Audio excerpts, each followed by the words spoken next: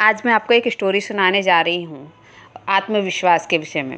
एक बार मगध देश पर कौशाम्बी नरेश ने आक्रमण कर दिया। कौशाम्बी नरेश की विशाल सेना देखकर मगध सेनापति की हिम्मत टूट गई। उसने अपने राजा से कहा, महाराज, शत्रु की सेना विशाल है, यानी कि बहुत बड़ी है। उसके पास भयंकर मार करने वाले सभी हथियार हैं। उससे जीत पाना असंभव है। हमारी छोटी सी सेना टुकड़ी उसके सामने कैसे ठहरेगी? ऐसे में संधि कर लेना ही उचित रहेगा। राजा वीर, बुद्धिमान तथा स्वाभिमानी था। उसके सेनापति ने कहा, सेनापति, विजय विशाल सेना पर निर्भर नहीं है। इस बात का इतिहास साक्षी है। पांडवों की सेना की अपेक्षा कौरवों की सेना विशाल थी।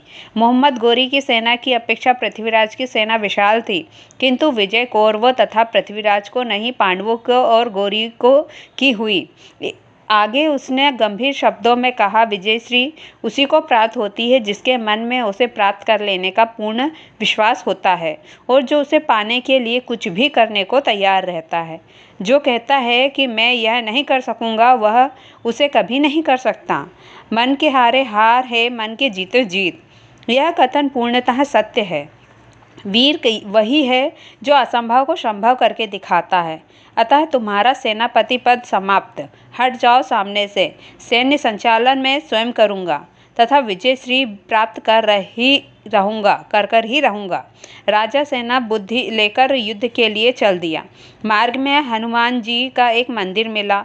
जरा ठहरो, मैं मंदिर में जाकर बजरंगबली से यह पूछ लूँ कि युद्ध में जीत किसकी होगी। राजा मंदिर में गया। फिर उसने बाहर आकर एक चांदी का सिक्का सैनिकों को दिखाकर कहा, यदि यह सिक्का उछालने पर चित्त गिरा तो विजयी अपनी, और यदि पट गिरा तो विजयी शत्रु की होगी।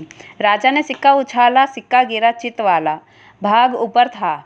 राजा उछल पड़ा, विजय हमारी होगी, हमें कोई पराजित नहीं कर सकता। यह सुनकर सेना सब जय बजरंगबली की, नरेश की जय, कौन जीतेगा, हम जीतेंगे के नारों के आकाश गूंज उठा। सैनिकों का हौसला बढ़ाने के लिए राजा ने उत्तेजित स्वर में कहा, मेरे वीर जवानों, टूट पड़ो शत्रुओं पर, तुम्हारी विजय निश्चित है। प्राणों का मोह त्याग दो। तुम्हारा बलिदान मगध के इतिहास में स्वर्ण अक्षरों में लिखा जाएगा। मरने पर स्वर्ग तथा जीतने पर मगध का राज्य तुम्हें प्राप्त होगा। तुम मेरे नौकर नहीं हो, बंधु हो। मैं मरने मारने में तुम्हारे साथ हूँ। राजा ने अपना घोड़ा सेना के आगे खड़ा कर दिया और म्यान से तलवार निकाल ली। घमासान युद्ध हुआ। मगध के हजारों सैनिकों अपने प्राण हथेली पर रखकर शत्रु के सेना पर टूट पड़े। घमासान युद्ध हुआ। हजारों सैनिक शहीद हुए, किंतु अंत में जीत मगध की ही हुई। विजय के बाद मगध की राजधानी में पूरे में विजयोत्सव मनाया गया। जीत का बहुत बड़ा उत्सव मनाया गया। इस कहानी से हमें यह प्रेरणा मिलती है कि आत्मविश्वास बहुत बड़ी चीज़ होती है।